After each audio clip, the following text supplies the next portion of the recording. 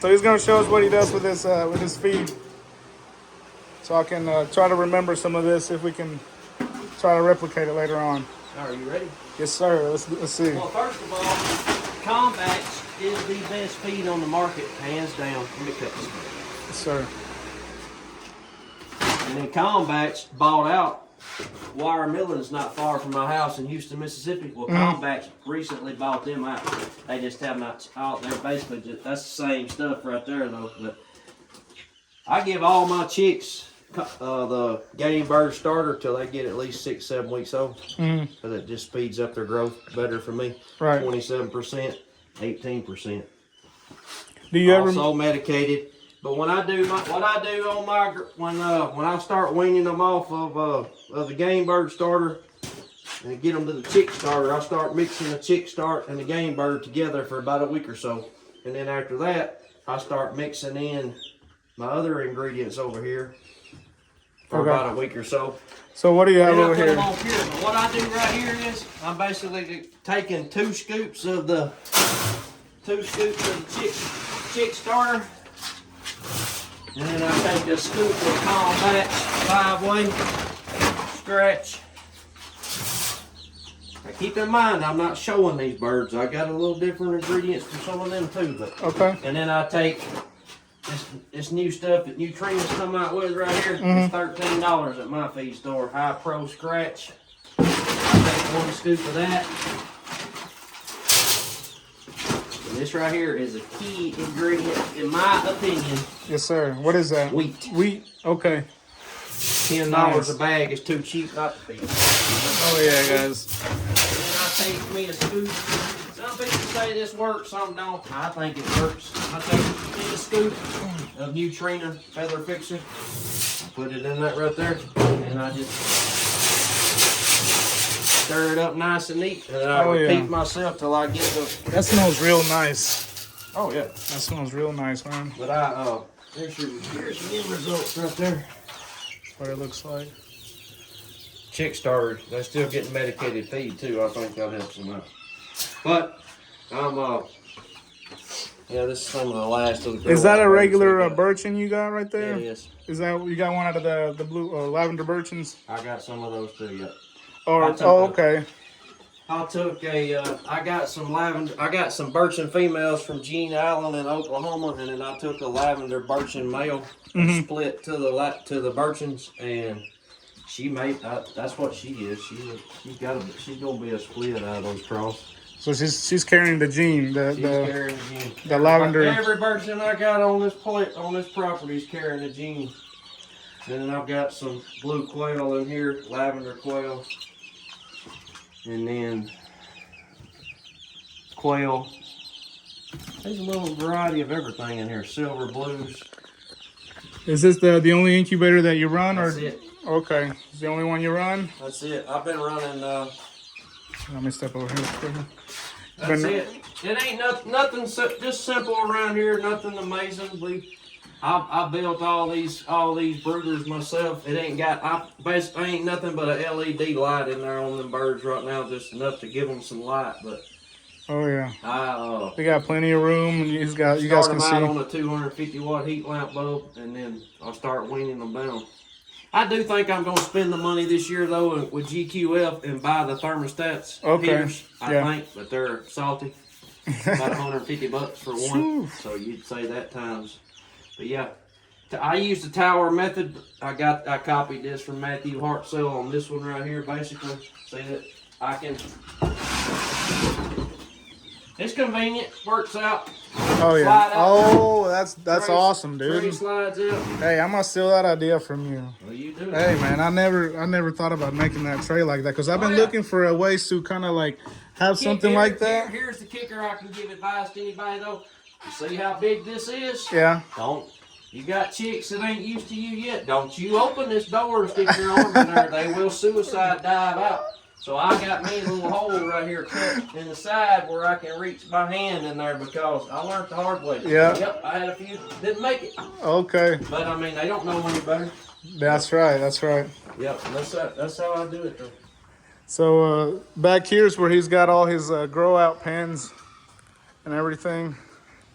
We're gonna. Pause that. We'll go out there and make our way up there. Yeah, yeah. I'll follow you, man. Show us around. Over here, this is where he kept your breeders, right?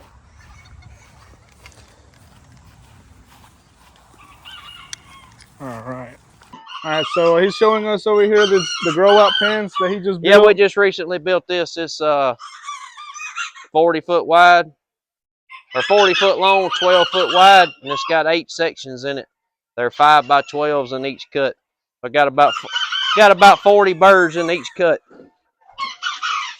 All different varieties, different flavors of what we mess with. I like how you made those roost poles like that, like little squares like that. Everything around here is affordable. Notice, I will recommend this right here. See my wire on the fronts? There's nothing can get to these birds unless they dig in. They'd have to dig in underground to get in here. They can't. There's no mink, no coon, nothing is going to reach through this wire. I mean, a decent sized snake's not even coming in here unless they come in right up at the top. Right. Yeah, everything's affordable. What's that little guy out of? Is he a sport too? Yeah, he's a blue quail sport. He's gonna look awesome, man. Yeah, and that blue quail sport's right there, and those females right there kind of favor a lavender quail, but they're blue quail sports. They're actually out of these females right here. I'm really liking this little pullet right there. You see the patterns and everything on her. Her color's really nice. They're out of that quad I showed you inside. Okay. Yeah.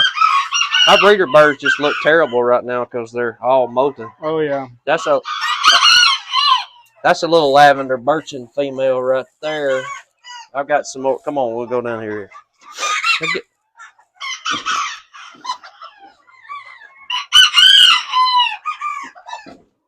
I've got some of these organized a little bit better. Like pen 2 right here is nothing but lavender quail. That's all that's in here. Males and females. That's all that's in here. There may be a sport in here that he may be that I overlooked. Yeah, he is. I've got him leg banded, but other than that, can you see him in here? Yeah. Other than that,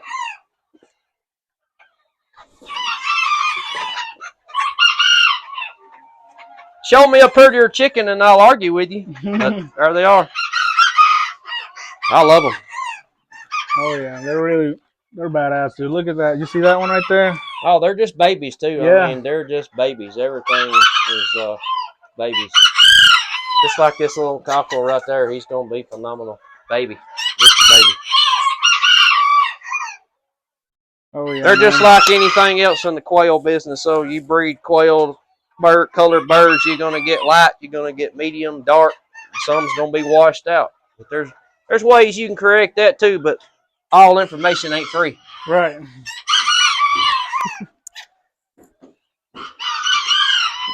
But basically, I used a little hardware cloth wire on the front though. That way everything be nice and safe and whatnot. But just another. He screwed them down real good. Yeah, with used roofing screws. Just another mixed pen, mostly blue quail in here. You can see that guy right there. He looks like a sport. He's really orange looking, ain't he? Right there.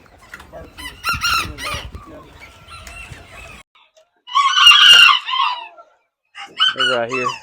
Y'all see that white stuff on the ground? That ain't nothing but a little feathered, little lime dust to keep the flies away. They've got it real bad here in the last few weeks. Yeah. It's like 7 dust too, right? Yep. Something like that. Yep. Keeps mites and stuff away. That's it. Here's the lavender birchen project though. Oh. You guys can see there's I think there's regular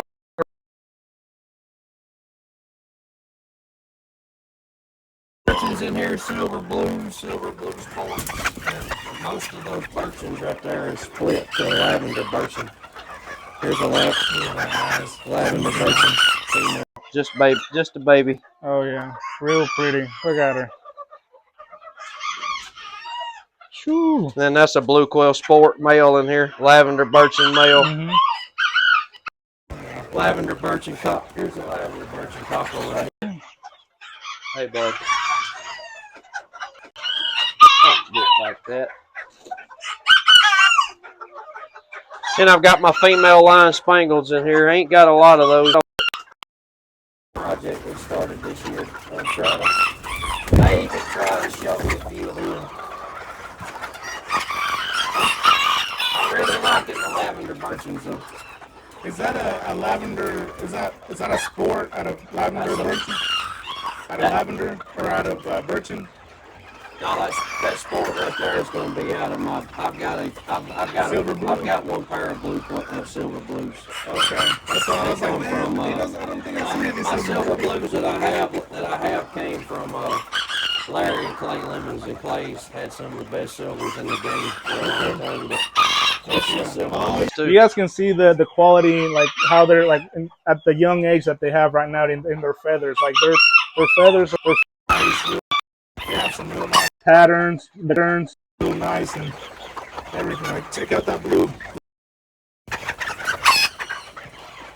Real nice bird, man. I appreciate you letting us come by and check us out. Oh yeah, no problem. Absolutely. Definitely a good experience.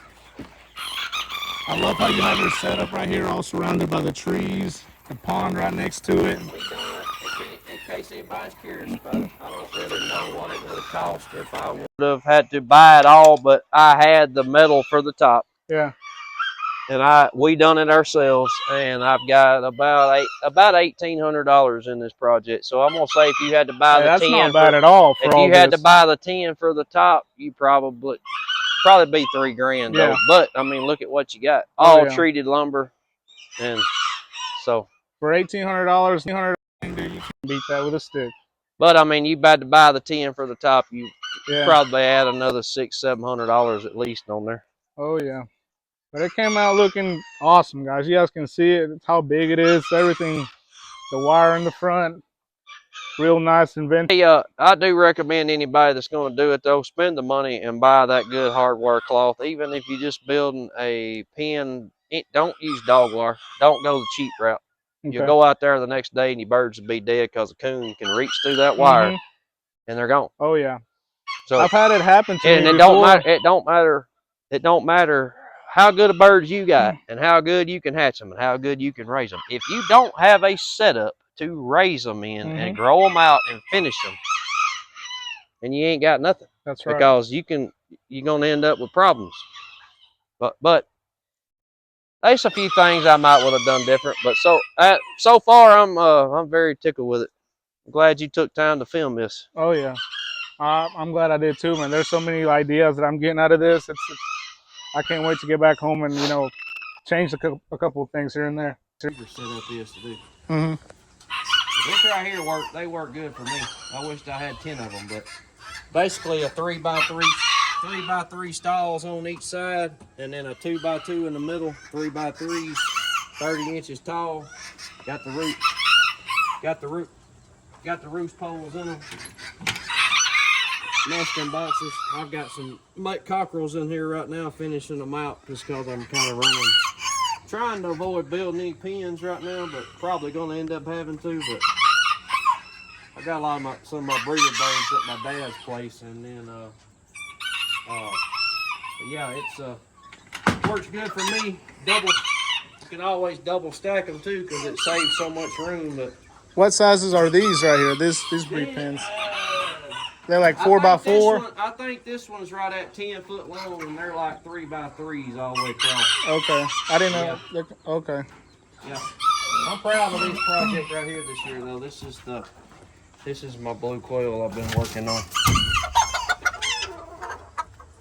Oh yeah, you guys can see. Look at those guys.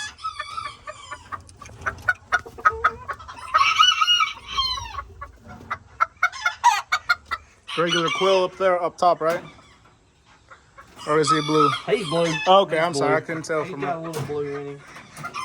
And then here's some lavender birchen, young lavender birchen cockerels that I trimmed yesterday. It's trying to heal up. If I could trim them as good as I could raise them, I'd be doing great. But They're just still babies.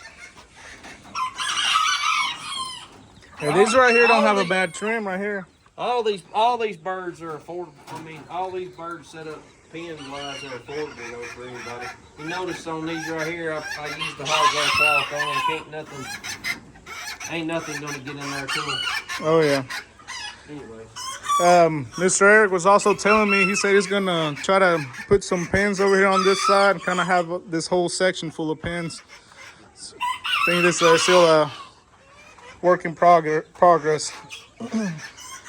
Lavender quail males right here that I've got. Those may not leave here. I haven't decided yet. No, I don't blame you, man. Those are nice. And then this little old female right here, I let her do her own thing, and she set on lavender birchen female.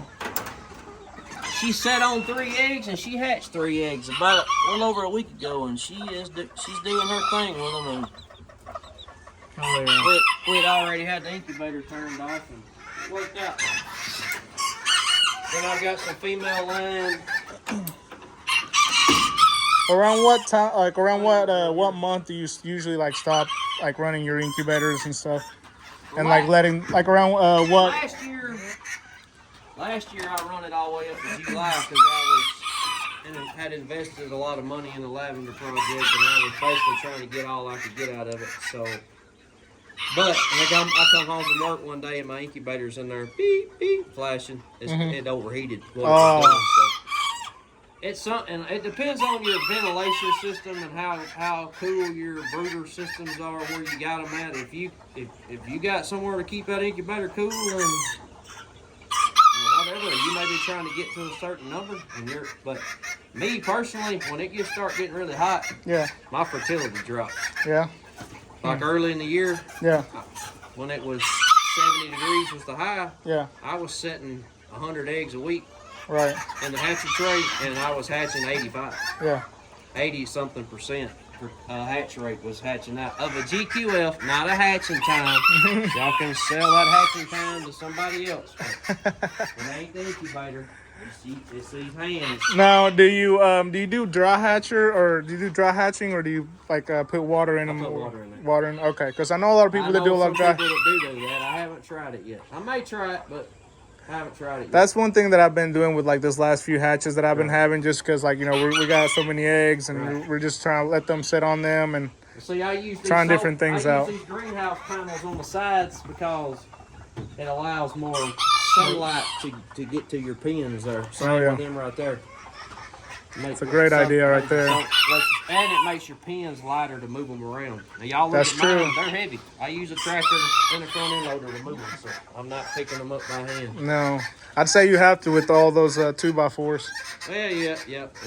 But these right here is, this is 8 foot long. These are 30 inches by 4 foot wide, 30 inches wide, 4 foot cut each one. So I like the double stack method. It takes up less room. Oh, yeah. Maybe this stuff,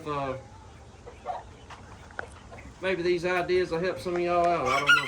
Oh, yeah. I'm sure it'll help a lot of people out, man. You definitely have some... The main thing you got to have in the chicken game is patience. So if you ain't got patience, you don't need to mess with it. Might as well get out of it. That's right. And don't tell everybody what you got going on. Right. Just find something that works for you and feed good birds and raise good birds, because this business and game is getting so serious now. If you ain't got good stock, you're just wasting your time and just breeding honestly, birds to breed. Honestly, if people saying at $50 a bird plus the shipping on it, a lot of people think that's a problem. And well, I'm sorry to tell y'all, I put about 15 to 20 hours a week in my birds every week, and I'm spending about $160 a week at the feed store a week right now to feed them out. And I mean, you factor in the feed cost and how much you give for your breeder birds and time, even at figuring your time at a bare minimum. Me and Kenneth Lynn from Kentucky was arguing this the other day. Oh, you can't figure your time, Kenneth. Yes, you can. I figured it at $15 an hour minimum wage. I mean, so time's worth something. Oh yeah. And then as I ship them and I put them in a box, I've got to guarantee a live bird. So oh yeah. I'm not And all that. Long story short, if Eric Gray or Gray Farms puts chickens on Facebook for sale, or on whatever platform, don't expect them to be. I don't put anything in the box under $50. It's just not worth it to me. It's not worth my time. And the shipping part of it, I take it serious. I'll be trying to check where them boxes are en route, because wake up every morning tracking them. I got to guarantee a live bird, and anything under that threshold is kind of, naturally we kind of want to get more than that. But I mean, I've got a floor, try to do, and I try to keep it affordable. I don't think $150 a trio or 150.